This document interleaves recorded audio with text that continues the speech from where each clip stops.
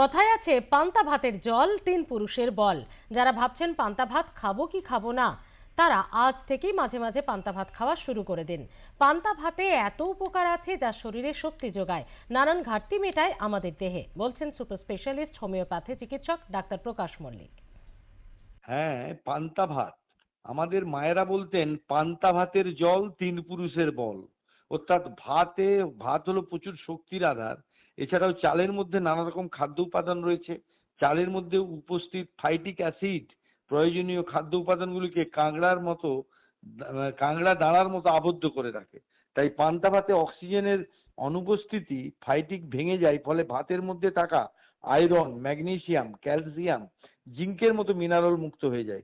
কেবল mineral নয়, পান্তা ভাতে থাকা ফসফরাসও বেশি আত্মস্থ হয় শরীরে। এক বিশেষ ধরনের প্রোটিনের সঙ্গে ফসফরাস থাকে।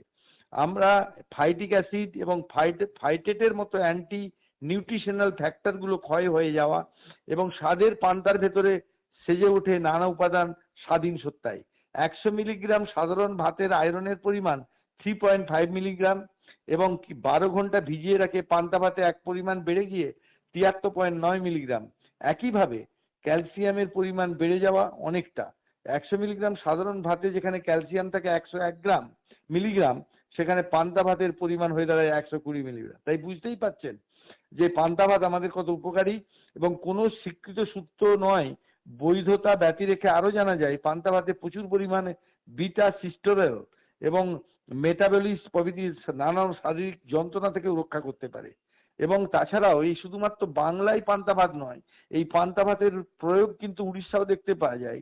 সেখানে তাকে বলে পাকলা নামে পরিচিত। অসমে এটিকে বলা হয় পোতাইয়া ভাত নামে পরিচিত।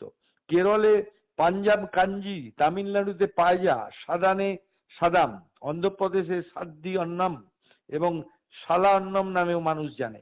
তাই শুধুমাত্র সারা পশ্চিমবঙ্গ নয়, ভারতবর্ষের প্রতিটি প্রদেশেই এই পান্তা ভাতের প্রয়োজন আছে। কিন্তু পান্তা ভাতটাকে আমি বলবো একজন চিকিৎসক হিসেবে, একদিন রেখে বা রাত্রে রান্না করে সকালে খেয়ে নেওয়াটাই ঠিক। কিন্তু বারবার যদি অনেক দিন থাকে এবং আমরা যদি ফ্রিজে রেখে খাই, তার পরিণাম ভয়াবহ হতে পারে। এবং তবে যাদের ডায়াবেটিস আছে তারা পান্তা ভাতটা কম খাবেন, কিন্তু পান্তা ভাত খেতেই পারেন মাঝে মাঝে। সব ক্ষেত্রে বলতে পারি পান্তা ভাত এই গরমের সময় একটা উৎকৃষ্ট খাদ্য হিসাবে গণ্য হতে পারে।